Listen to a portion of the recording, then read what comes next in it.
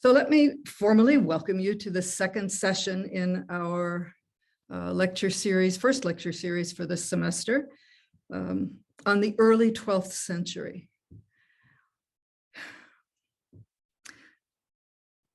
Let me share my screen.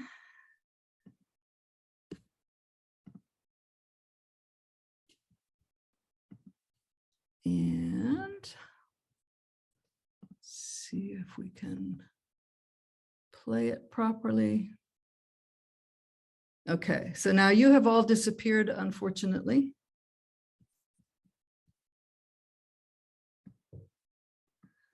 But hopefully the slides are clear.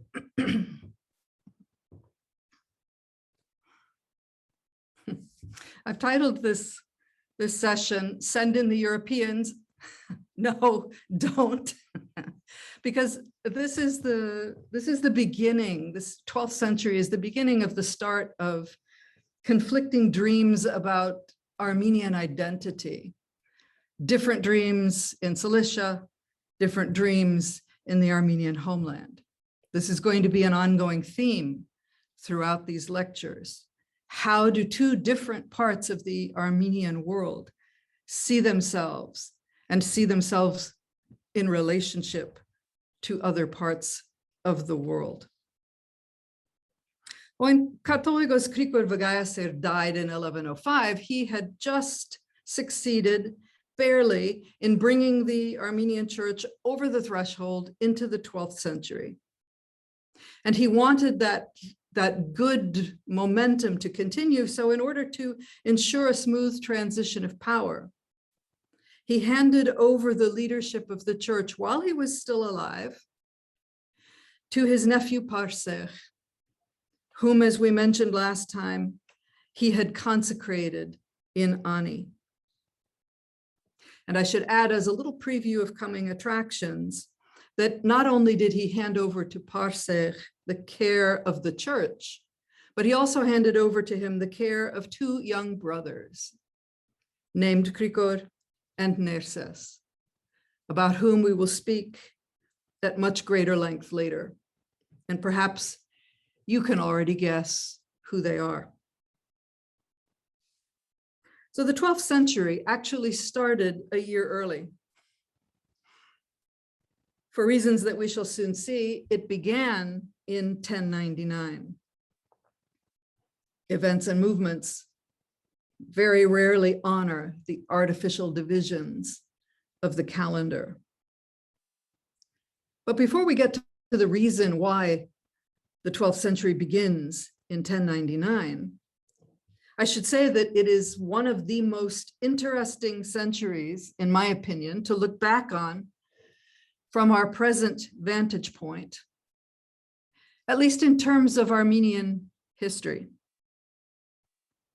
We can look back on it with equanimity because, after all, we know what's going to happen in the Armenian world.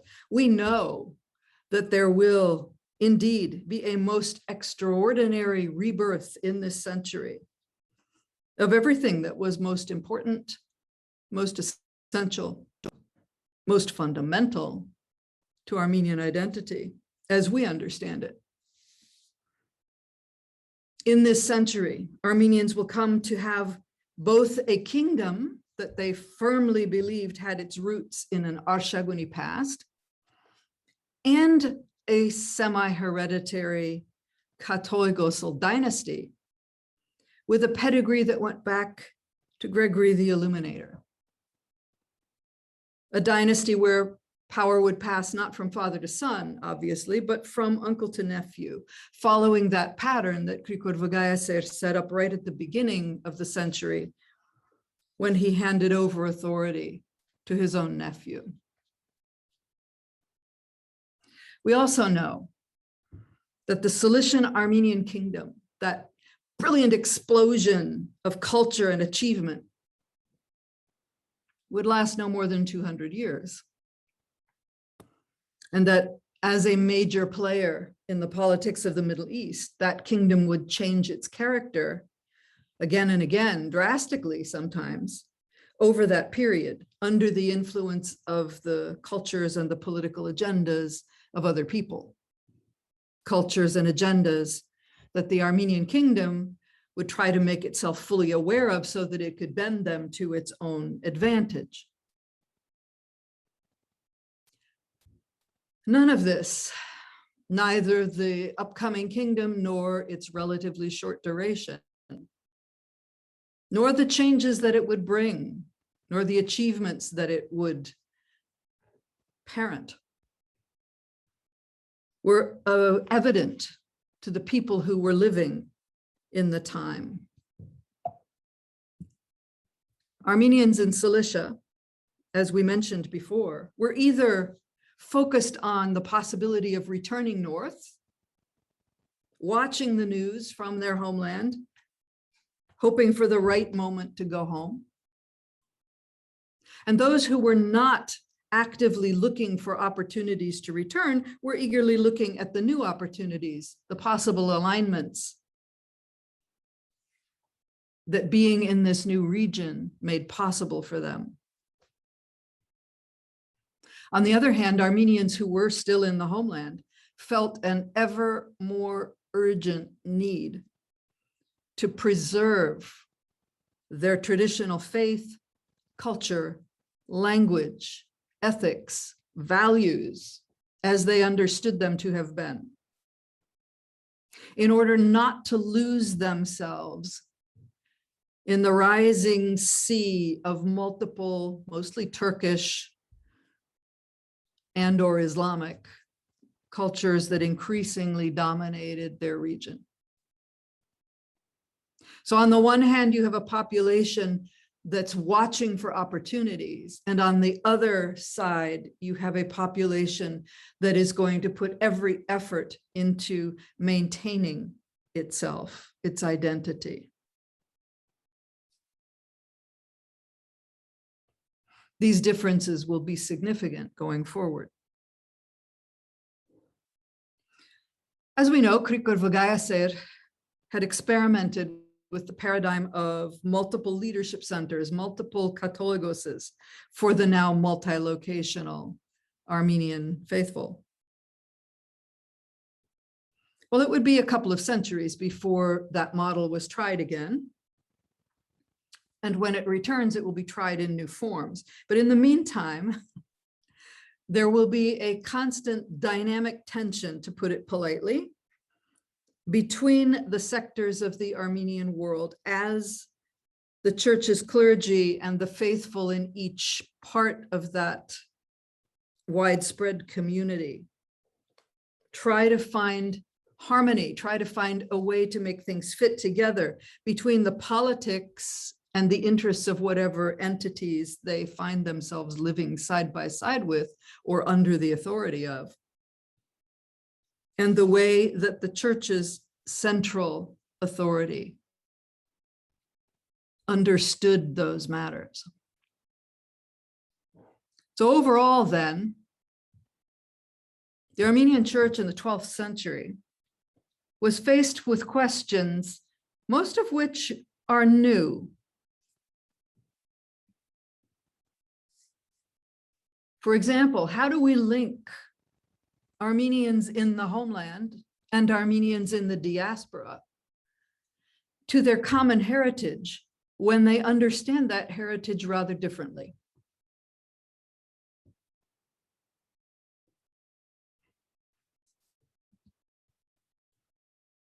How are we going to maintain links with the past in a way that would engage homeland Armenians' interest in the fate of their cousins in the diaspora to the south, while also giving the Armenians who are in the new multicultural environment in the south a reason to continue to relate, to continue to feel related, even more importantly, to the Armenians in the homeland? How do we prevent there from being a kind of a prejudicial attitude on the part of one community, one side of the community towards the other? How do we foster understanding between homeland Armenians and Armenians in the diaspora.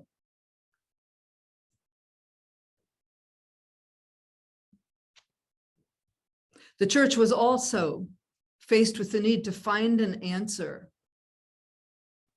urgently to the question of what does it mean to be an Armenian Christian? Is it possible to be one without the other? Is it possible to claim Armenianness if you are not a Christian?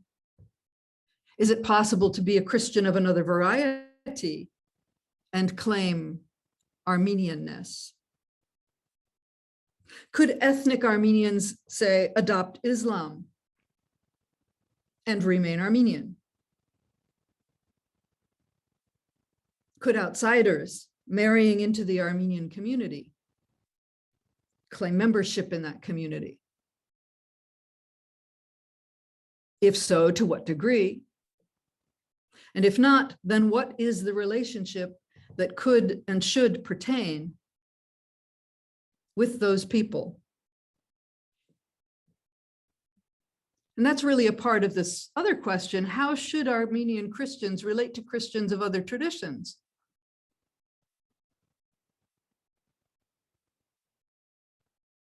Armenians have had to answer this question with relationship to the Byzantines, but they've never had to answer it before with relation to Roman Catholics, for example. And this question is simply going to go on growing over time.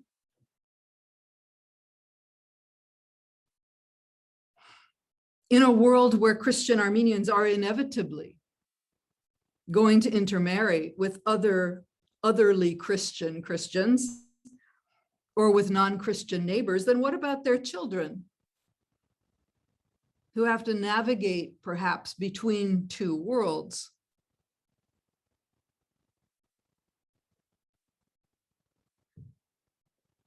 And how should Armenians relate to the communities around them? Should they be defensive? Should they close themselves in? Or should they open themselves out? What's the acceptable level of risk in mixing with a non-Armenian society? Where is the line between doing what's necessary to adapt to the circumstances and selling out one's faith, one's identity, one's past? Armenians have always been very good at taking the best from other cultures, but where is the line between absorbing things from the outside and overriding or losing one's own? These are not easy questions, and maybe it's better not to say that the church was tasked with finding answers. The church was tasked with finding responses, ways to help the faithful and themselves get a grip on what it means to be who we are in an environment that is not who we are, or at least not entirely. The leaders of the Armenian church in this early 12th century, who were tasked with responding to these challenges, shared the stage with an interesting cast of contemporaries. So you notice that there's a little bit of a difference between this chart of players and previous ones. We have the Armenian Catholicoses. We no longer have Bagratid kings.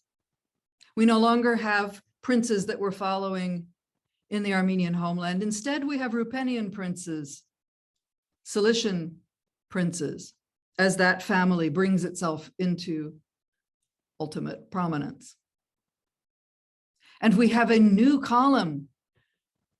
The Armenian church must take into consideration what is happening in Jerusalem, especially when Jerusalem becomes a Christian kingdom. And we'll talk about that. We'll spend most of our time on that today. Then there are the popes in Rome, the Byzantine patriarchs, the Byzantine emperors. Those are categories that we've seen before. And you may notice that the list of popes, for example, goes all the way down to 1130. The list of kings of Jerusalem carries us to 1131. And is about the same for the Byzantine patriarchs.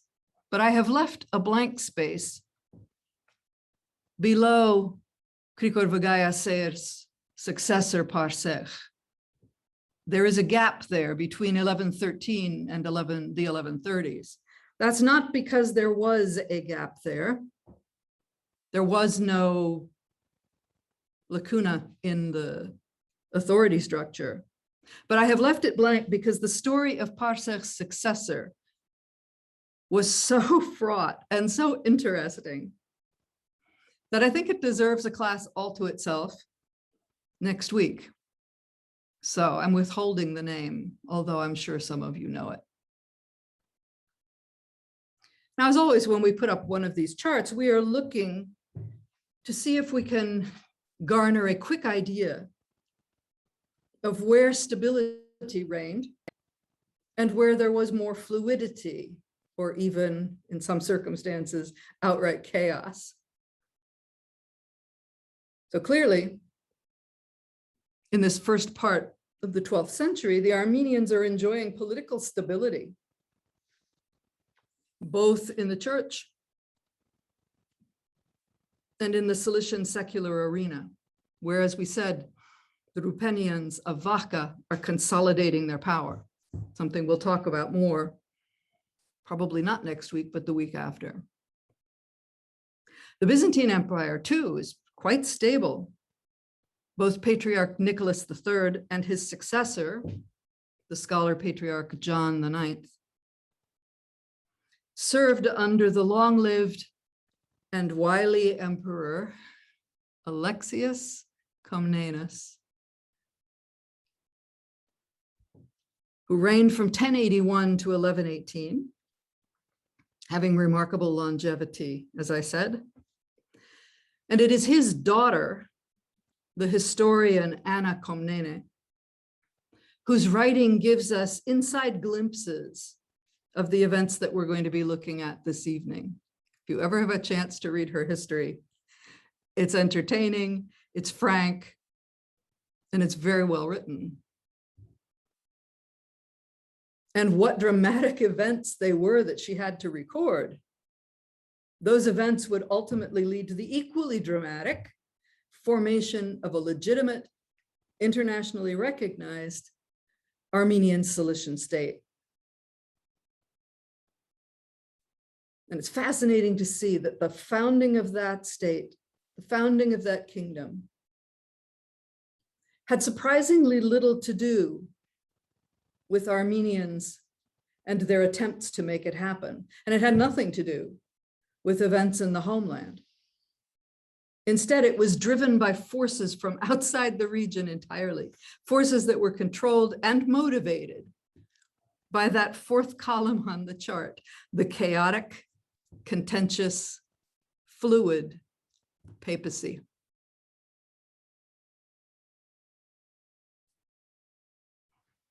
So while Armenians in all of the Cilician centers that we looked at last time, Antioch, Edessa, Kesun, Marash, Malatya, Darson, Lampron, and Vacha, while Armenians in all these places were working to build their practical, economic, military, political base so that they could go on from that base to attempt to give themselves dominance in the area, their European counterparts were thinking about something quite different. Their European counterparts were thinking about the millennium. I don't know if you remember where you were on December 31st, 1999, but there was a lot of excitement and some apprehension about the change to the year 2000. There were calculations that the world would end in the year 2000. Well, the year 1000 wasn't that much different. People were anticipating the end of the world, and there were certainly enough signs in Europe that the end of the world was near. Europe was invaded multiple times in the 10th century. It was invaded by Magyars to the southeast. It was invaded by Muslims in Spain. It was invaded by Vikings in the north. And so people in many places were looking forward to the return of Christ in the year 1000 to set things right at the great judgment. But as in 2000, so in 1000, Christ did not arrive. And the entire century after 1000 was a time of reevaluation, expansion, reorganization, administrative reform. And then, as 1099 approached, many Europeans, whether cynically or in faith, began to position themselves for the possibility that the end might come by 1100. Perhaps the calculations had been off. Christ would not return at the beginning of the millennial century, but at the end of it. And there were military ramifications to this positioning of themselves for the possible end. And these military preparations included clergy as well as lay people. Because as part of the nobility, high-ranking European churchmen held lands that were entrusted to them by lay lords. And they owed the lords feudal service, just like any other vassal of the lord would. They were obligated, among other things, to provide men to fight in military campaigns. Now, of course, this is a huge oversimplification of the complexities of medieval European society, where each area had different arrangements regarding the obligations to military service. But for our present purposes, this little very schematic description is good enough. It has to be for the length of the class. So while some bishops had secular agents to whom they gave the duty of fulfilling their military obligations for them, other bishops went to war themselves. And here you can see an illumination in which a British bishop, you can see him on the left with his mitre, went to war in person. And it's kind of funny, since the shedding of blood by something like this is not allowed to a clergyman. If a bishop or a priest wanted to go to war, there had to be a way around this found. So if there's a stricture against shedding blood, then perhaps something like this is the appropriate weapon. This lethal looking thing, and it actually is lethal, is a mace, which crushed the skull of one's opponent in such a way that the bleeding was internal.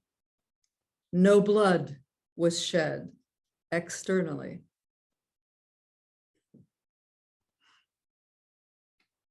The Pope, of course, is the ultimate clergyman. So he too was a major landowner with a private army. And here we have a nice picture of Rex Harrison playing the warrior Pope Julius II, who's somewhat later than our time period, but still the idea It gets the idea across, I think, that the Pope had military power and reason to use it and the ability to use it.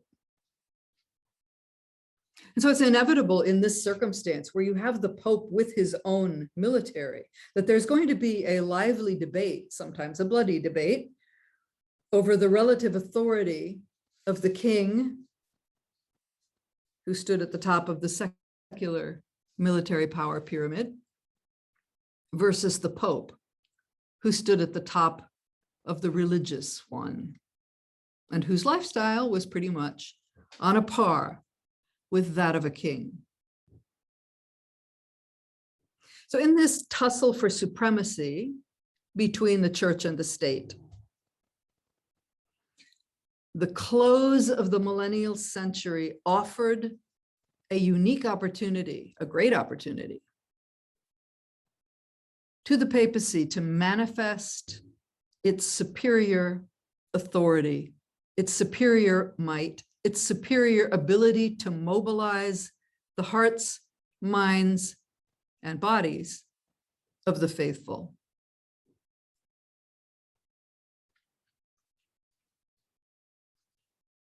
The occasion was this: if indeed 1099 or 1100 was to be the time of the Lord's second coming, good Christians should be ready, and they should look to go out with a bang, so to speak.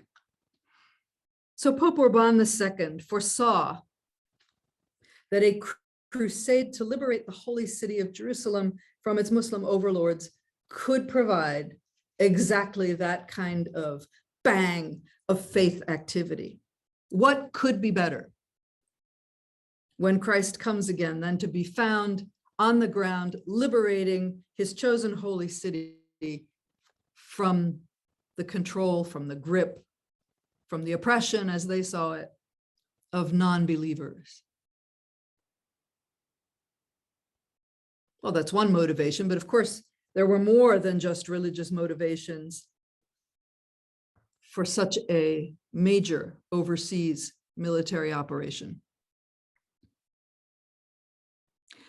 In the middle of the 11th century, there were enormous pilgrimage groups to Jerusalem, which was the center of the Christian thought world. And here you can see a beautiful map showing the entire world rotating around the holy structures of that city. And to give you an idea of how big these groups were, in 1064 and 1065, a consortium of German bishops put together a pilgrimage group of between 7,000 and 10,000 people. It wasn't easy being a pilgrim. Weather was a great difficulty. Another difficulty was that it could be really hard getting supplies for a large group. And local people often resented having big groups coming through their land,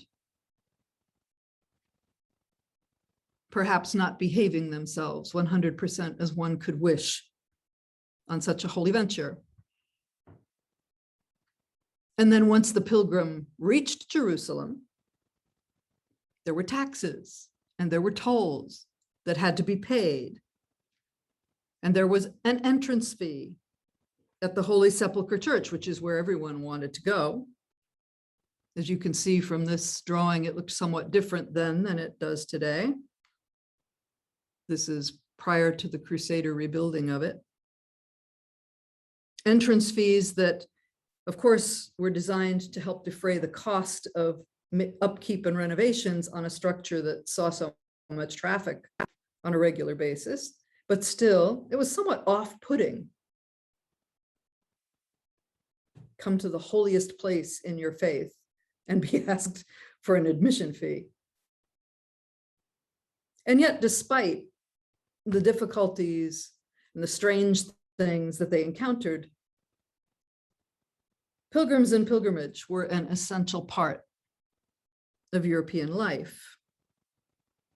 And so it was a real problem when, as the political situation in the Middle East became more fragmented, along the pilgrimage route, petty princes began putting their own taxes on pilgrims. So every few miles, pilgrims had to stop and pay again, stop and pay again.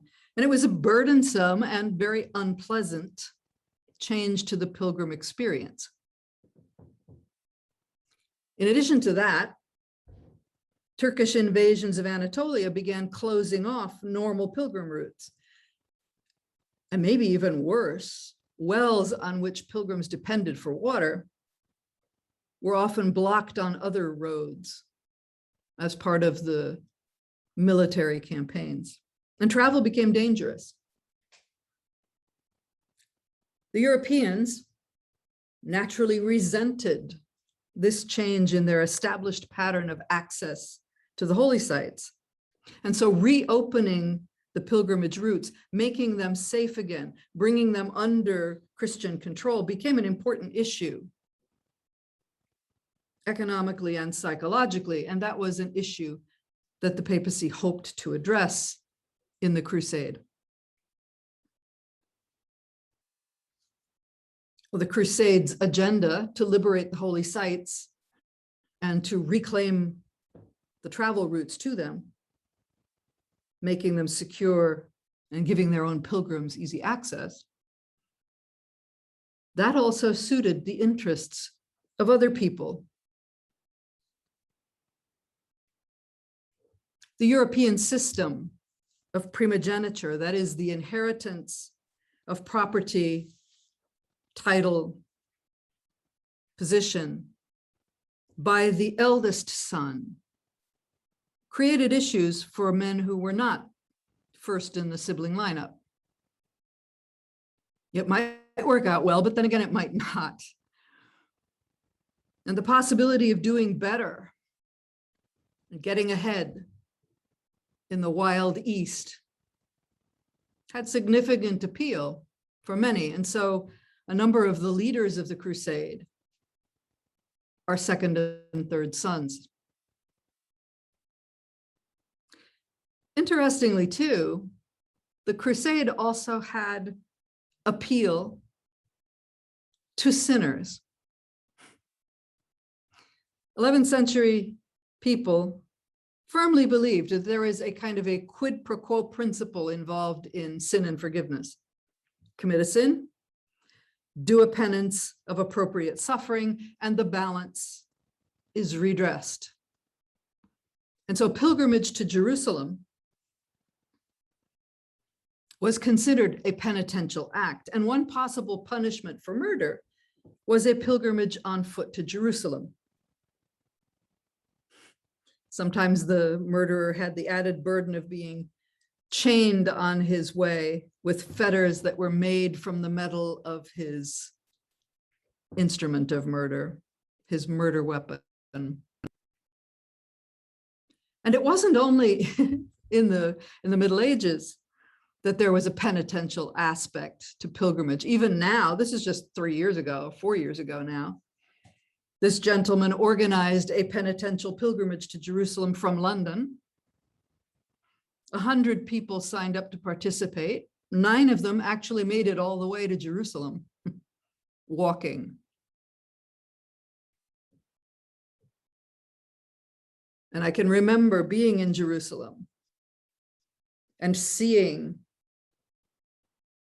it's either 1 or 2, I don't remember now, men clothed in sackcloth with a rope around their waist, barefooted, making their way on the last leg of their journey to the city. So there are many reasons, many people to whom the idea of a crusade would appeal for different reasons. And it's a little strange to see that people who had experience of pilgrimage, people who were educated and knew about the world, still in their plans, making their plans to take this journey to liberate Jerusalem, seem to have been somehow unaware that it would matter to their success, to their progress, that they had to pass through lands belonging to people who, like the Byzantine Emperor Alexius, would not welcome them.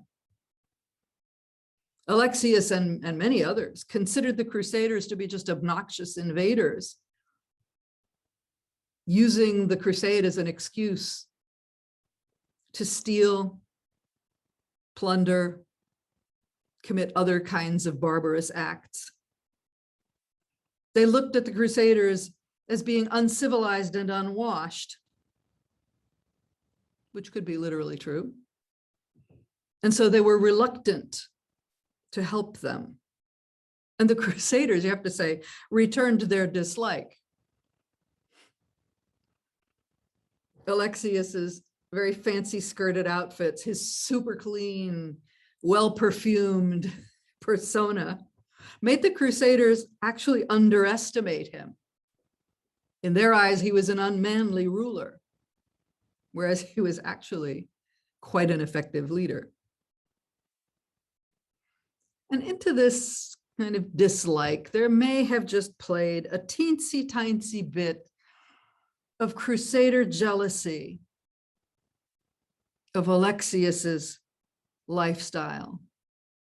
Just a teensy bit of jealousy of his palaces, like this modest waterfront home with its private dock, letting him directly into his apartments. Maybe they were just a little tiny bit jealous of the splendid interiors in which Byzantines were able to live.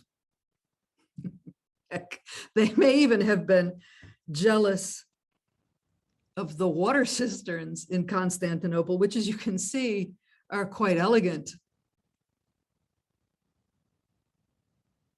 Many of these men had never seen anything like Constantinople. After all, if a European castle was on the water, it was probably on a moat.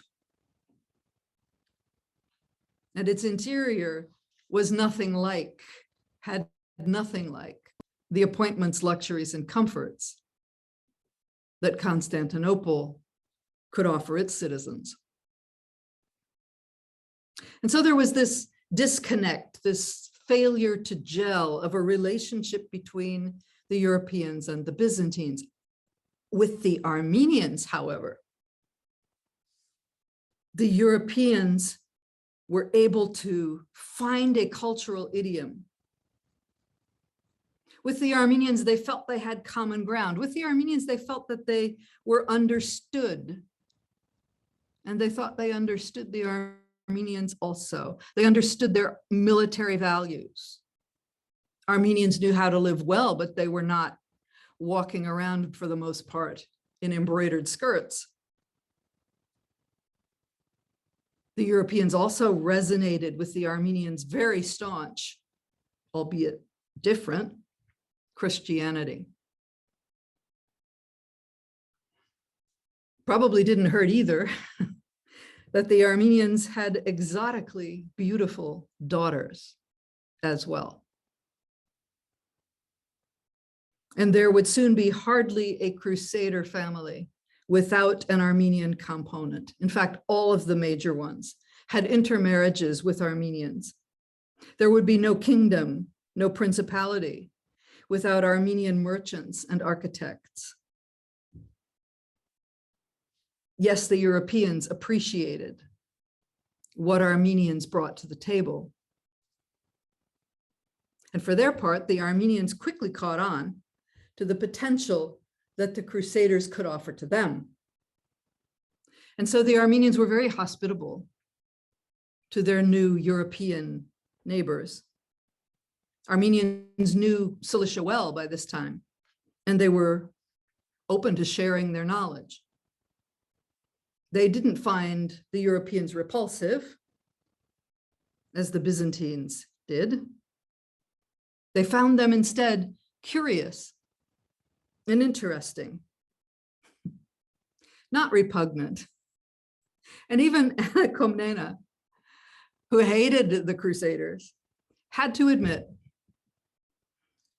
that the tall blonde crusader prince Bohemond of Italy, with his ice blue eyes and his rippling muscles and his complete lack of scruples, was a striking figure. Literally, he's a striking figure here because all I could find to represent him was this action figure.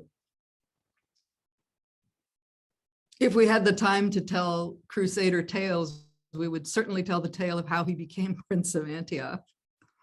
Again, oddly enough, with Armenian assistance.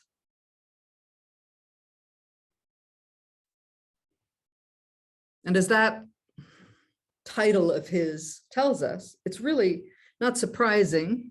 And again, I guess it's not surprising because some of these are men whose future was brighter in the Middle East than it was at home. Parts of the crusade never made it to Jerusalem.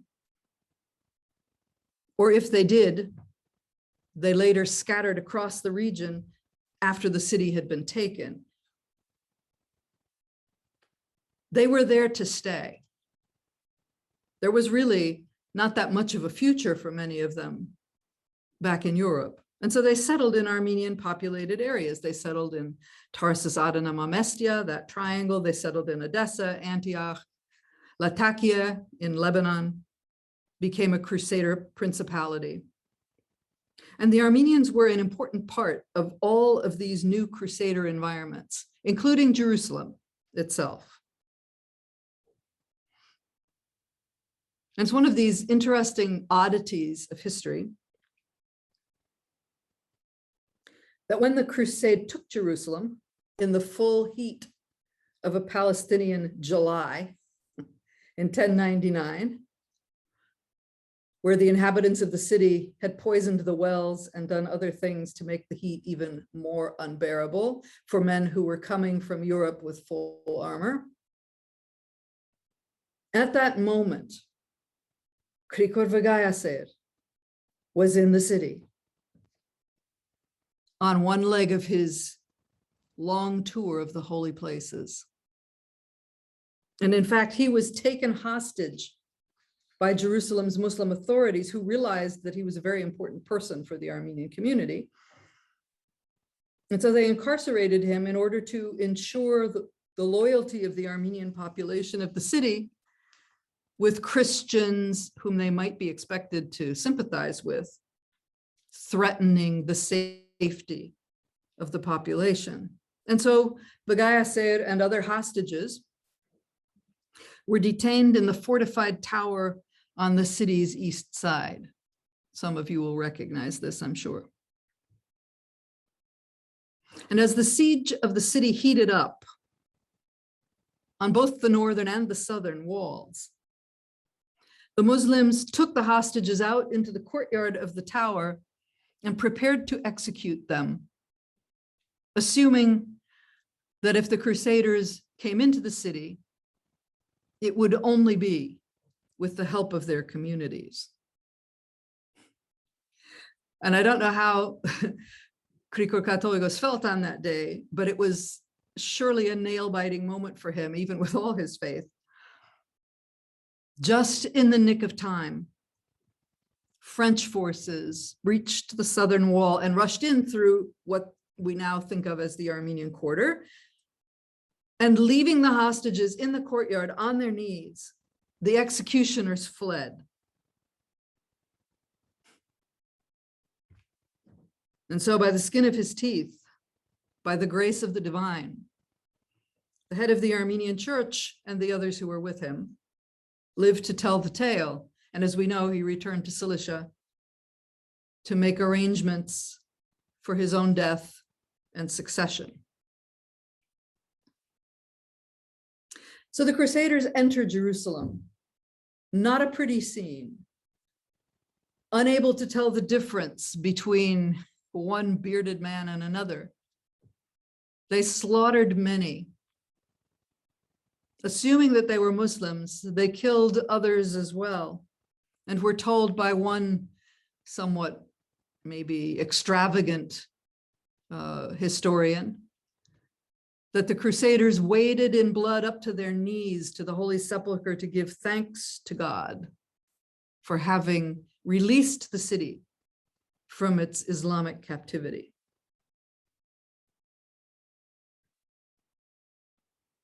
And then the business of governing Jerusalem, the business of repairing, the business of figuring out who gets what in the city, staking out claims to houses, gardens, and so on, had to take place. And the first Crusader king after the city was taken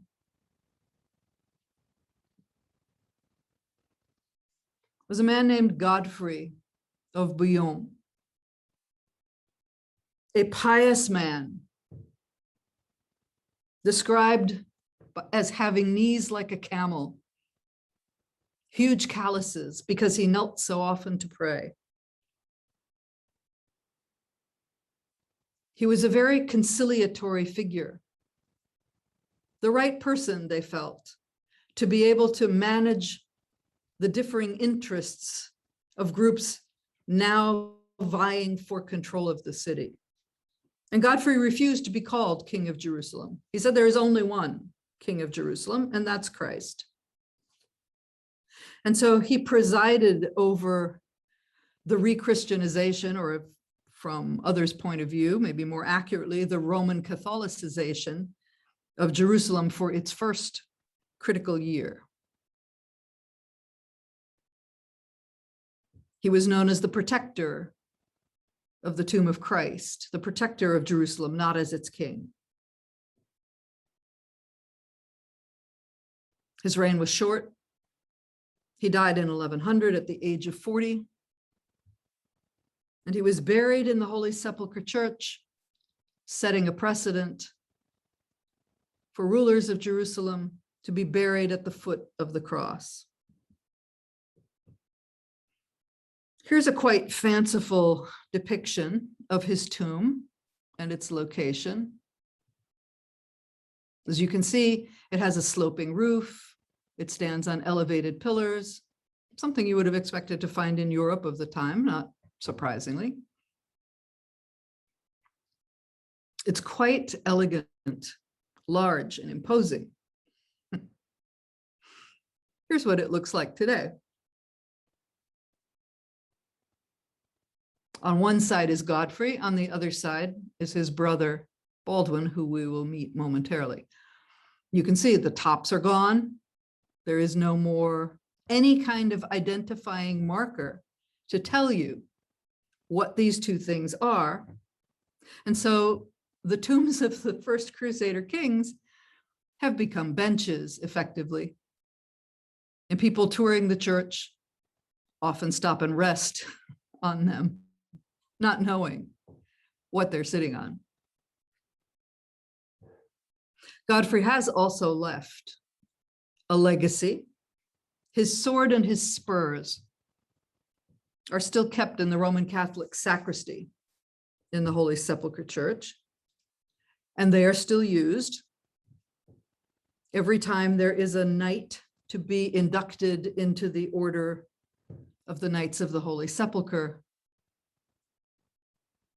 He's knighted with this sword.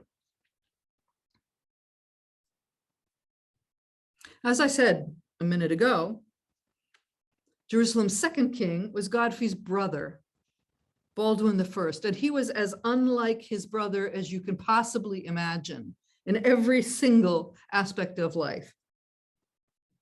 And unlike Godfrey, Baldwin had no problem being called King of Jerusalem. So here you have a little miniature showing his coronation.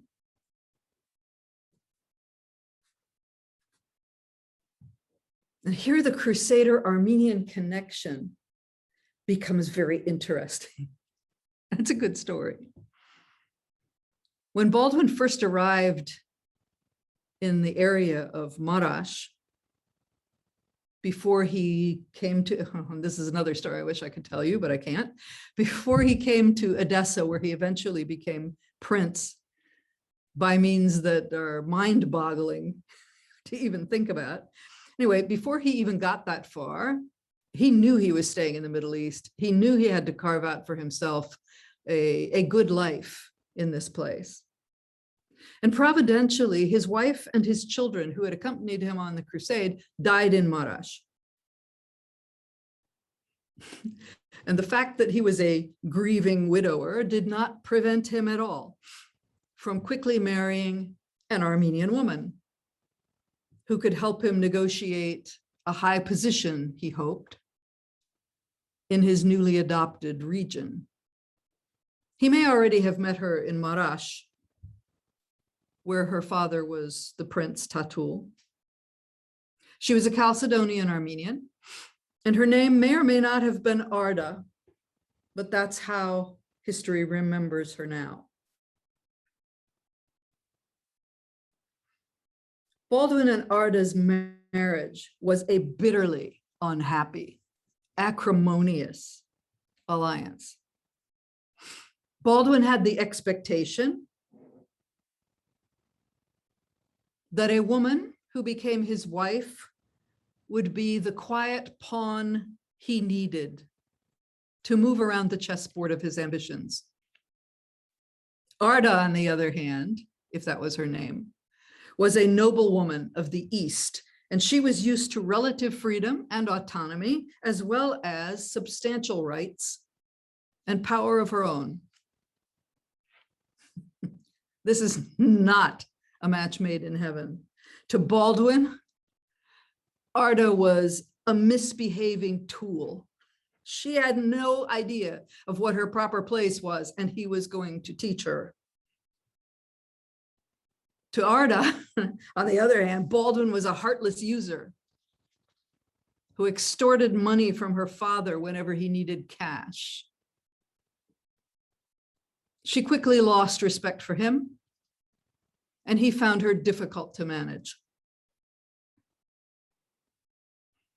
Now, it's very unlikely, even with their problems, that he would have divorced her while he was in her home territory.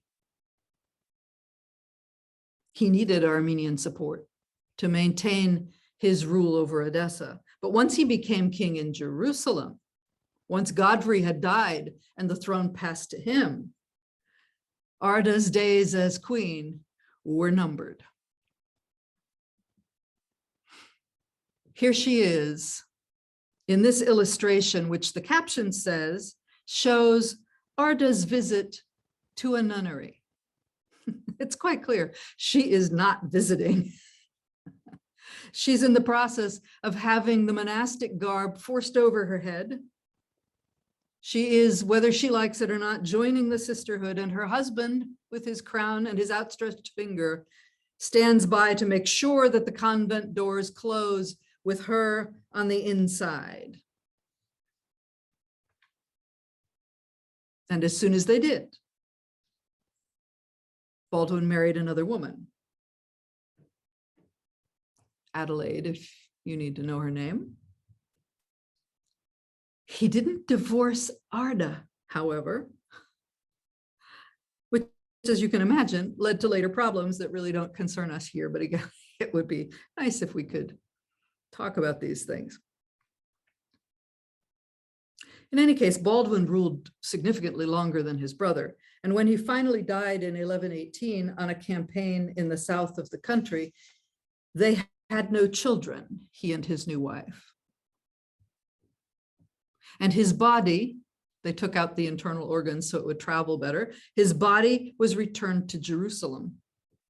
And by a really odd coincidence, at exactly the same time when his mortal remains were being brought into Jerusalem through the Jaffa Gate on the east side and carried down from there to the Holy Sepulcher Church, at that same moment, the dead king's cousin, also named Baldwin, was coming in through the Damascus Gate on the north side of the city with a retinue of pilgrims from Edessa, also headed for the Holy Sepulcher Church. And the two processions met,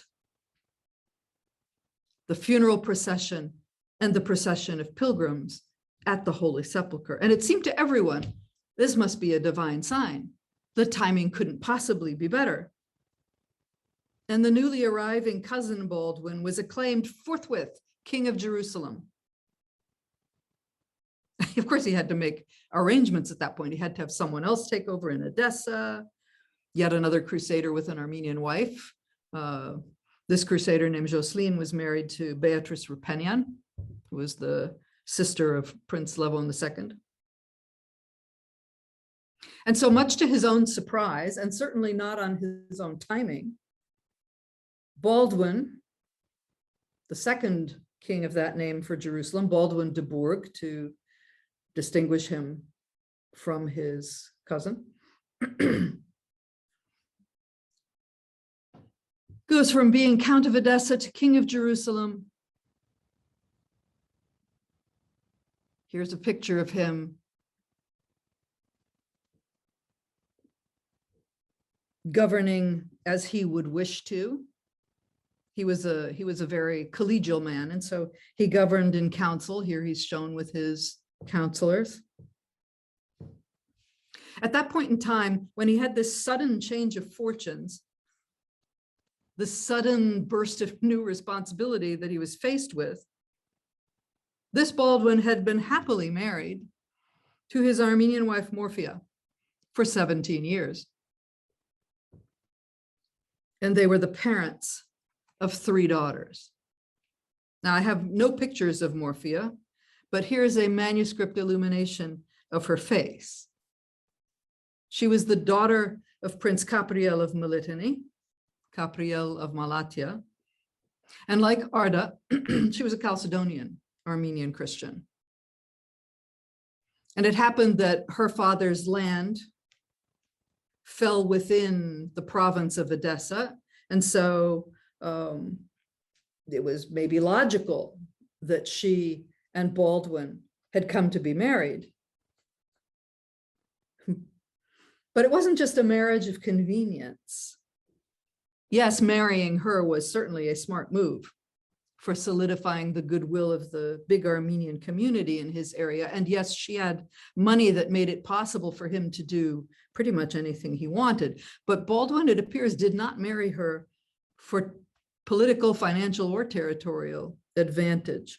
He seems to have married for love. And his wife's devotion to him was legendary. Theirs was one of the few really harmonious intermarriages between the crusading elite and the Armenian nobility. And Baldwin postponed his coronation until Christmas 1119 so that she would have time to wind up the family business in Edessa and join him so that they could be crowned together. As the second Armenian queen of Jerusalem, Morphia was very different from Arda. She preferred to be the power behind the throne. Maybe it was her personality to wield power with a more delicate touch. Maybe she felt a little bit vulnerable too, because she had not produced a son. And the Armenian historian Matthew of Edessa says that many people did encourage Baldwin to divorce her and marry a younger woman who might produce an heir as well as a good alliance. And however she thought about her position, though, and he certainly didn't do that, she did not seize power for herself when she could have done so.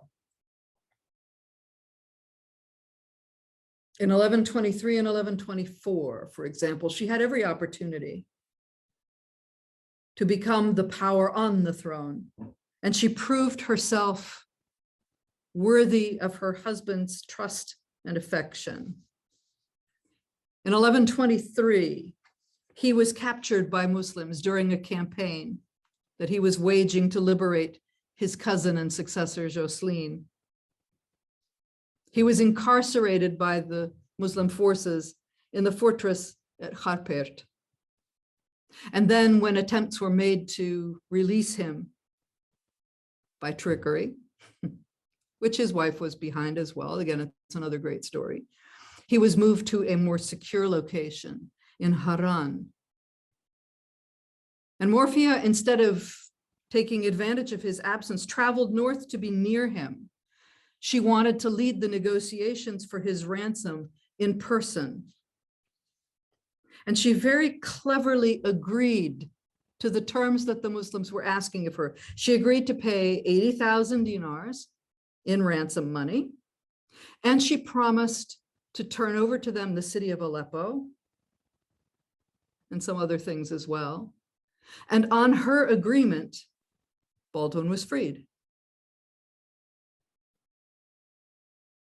And it turned out that the conditions she had negotiated were absolutely perfect. Baldwin could argue, and he did, that legally Aleppo didn't belong to him. He couldn't turn it over to the Muslims. It wasn't his to turn over. And yes, he did pay the remaining 60,000 dinars after she had made a down payment of 20,000. But he recouped the money by raiding Muslim areas and negotiating the return of hostages who had been imprisoned together with him.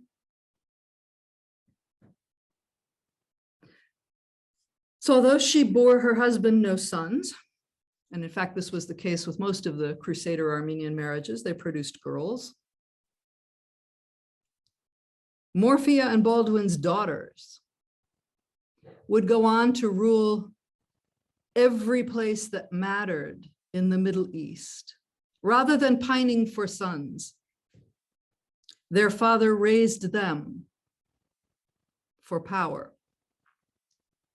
And it's their story, together with the story of the Katolikos who succeeded Parser, the Katolikos whose name was missing from that chart of players. It's with them that we will begin next week.